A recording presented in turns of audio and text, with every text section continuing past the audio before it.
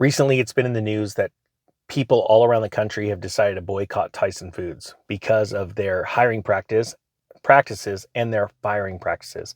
As they close down certain plants around the country and lay good-hearted American men and women off, they are actively looking for migrant workers, right? Well, now there's a story about what they're doing with polluting our nation. And I want to talk about this because you got to keep the heat up, because these companies have to be held accountable. This story's out of the Washington Times, and it's entitled "Tyson Foods Dumps Millions of Pounds of Toxic Pollutants into Rivers and Lakes." It says Tyson Foods, one of the world's leading meat producers, allegedly dumped an alarming volume of pollutants into America's rivers. And it's interesting how everyone's using the word allegedly, because it's the great keyword. It's the great word to get people off, or they could be sued if you say, yeah, we just saw them doing it. It has to go to court nowadays. If you are one of those people that are walking away from Tyson Foods, let me know down below. It says over the span of 5 years, from 2018 to 2022, Tyson was responsible for releasing millions of pounds of toxic substances into the environment. A detailed investigation spearheaded by the Union of Concerned Scientists found. The probe found some 371 million pounds of contaminants, including nitrogen, phosphorus, chloride, oil, and even cyanide have been injected into waterways from 41 Tyson facilities. This is happening all around the country. The extensive pollution was found to affect water bodies in 17 states, notably impacting Nebraska, Illinois, and Missouri.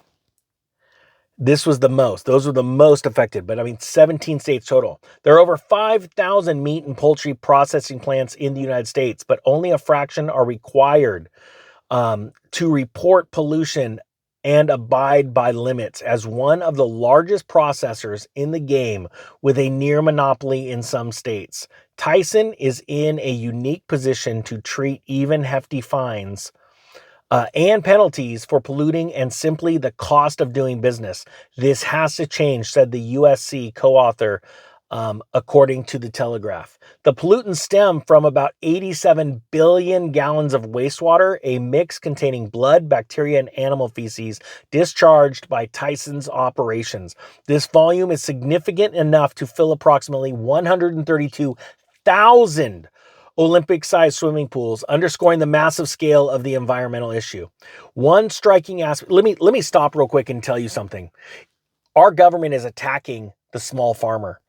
They're attacking the small farmer because they are getting lots of money from big operations like Tyson. It's a big deal. They want to destroy this backyard small farmer and the backyard hobbyist. They want to take away your chickens. They want to tax. They start with taxing, then they go into regulation. They want to take away your small gardens. I'm not joking. There is a plan to do this. They want to tell you that it's not environmentally sound, or you're not using best practices. Yet companies like this can get away with doing heinous things. And they're attacking the American workforce, and they're attacking the American food supply, and they want to attack your rights. Please share this information out, this video out, because we need to get this out to the masses, and we need more people raising chickens, gardening, because it's like weapons. It's like gun rights, right? Your amendment, right? Your rights to own and bear arms. They know that every time they try and do something and then people rush out to go buy a bunch of bullets or guns, they go, oh, we're pushed back. Think about it if everyone said, I'm starting a small garden. I'm going to start raising chickens. I want to get in a co-op. I know it's hard in the city, but I want to get in the co-op with someone, and let's get a couple families to raise a cow, and we're going to butcher it, right? We're going to butcher a steer. It's a big deal. We've got to start taking back our nation through the food supply first and foremost. And people need, young people, if you're watching this, and if you're young and if you're interested in this, type 3, please start learning how to grow a tomato plant. Even if you're in an apartment and you have a balcony, get a tomato plant, put it in a pot, water it every day, and watch it grow and enjoy those tomatoes. And I guarantee you it is going to spark something amazing inside.